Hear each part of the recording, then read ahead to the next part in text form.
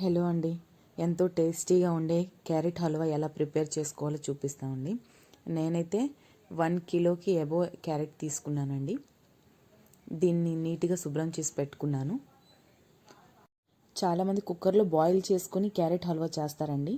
So అది అంత టేస్ట్గా ఉండదు. ఇలా ఒకసారి ట్రై చేయండి, చాలా బాగుంటుంది. నేనైతే క్యారెట్ ఇలా తురుముకొని పెట్టుకున్నానండి. చూడండి, తురుముకోవడం వల్ల టేస్ట్ బాగుంటుంది.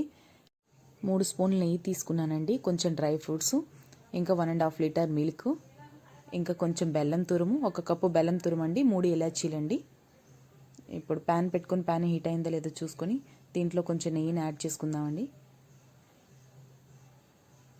దీంట్లో ముందుగా కట్ చేసుకున్న కాజు బాదం ముక్కల్ని బాగా ఫ్రై చేసుకొని ఒక బౌల్లో తీసుకుందామండి.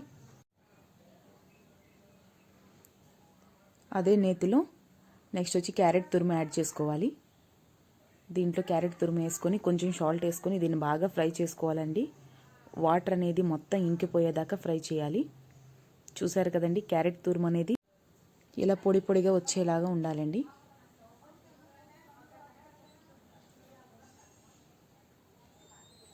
వాటర్ అనేది బాగా ఇంకిపోయిందండి, పొడి పొడిగా అయింది. ఇప్పుడు కొంచెం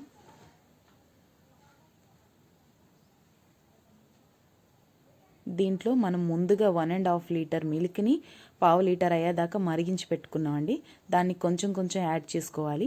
యాడ్ చేసుకుంటూ మిక్స్ చేసుకోవాలి. అలాగా మొత్తం మిల్క్ అనేది దీంట్లో యాడ్ చేసుకోవాలి. దీనివల్ల క్యారెట్ హల్వా అనేది చాలా టేస్ట్ ఉంటుందండి, చాలా టేస్ట్ వస్తుంది.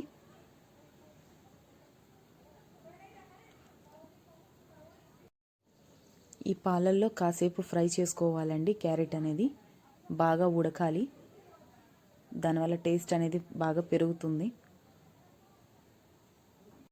బాగా ఫ్రై చేసుకున్నాకండి, ఇది చూడండి బాగా అయితే ఫ్రై అయింది. ముందుగా తురుము పెట్టుకున్నాం కదండి బెల్లం 1 కప్పు, దాన్ని దీంట్లో యాడ్ చేసుకొని బాగా మిక్స్ చేసుకోవాలండి. మళ్ళీ ఒక 2 మినిట్స్ పాటు బాగా ఫ్రై చేసుకోవాలి. బెల్లాన్ని యాడ్ చేశాక ఇలా వాటర్ రావడం అయితే మొదలవుతుంది. ఒక 2 మినిట్స్ బాగా దీన్ని కుక్ చేసుకోవాలండి. దీంట్లో అదర్ కలర్స్ ఏమి నేను యూజ్ చేయలేదండి. ముందుగా దంచి పెట్టుకున్న 3 ఇలాచీని యాడ్ చేసుకోవాలి. ఫైనల్గా మన క్యారెట్ హల్వా అనేది రెడీ అయిపోయిందండి. డ్రై ఫ్రూట్స్ ఫ్రై చేసి పెట్టుకున్నాం కదా, దాన్ని యాడ్ చేసుకోవాలి. సో టేస్టీగా ఎమ్మీగా ఉండే హల్వా రెడీ అండి. చూడండి, చాలా కలర్ఫుల్గా టేస్టీగా చాలా బాగుంది. డెఫినెట్గా ట్రై చేయండి, చాలా టేస్టీగా ఉంటుందండి.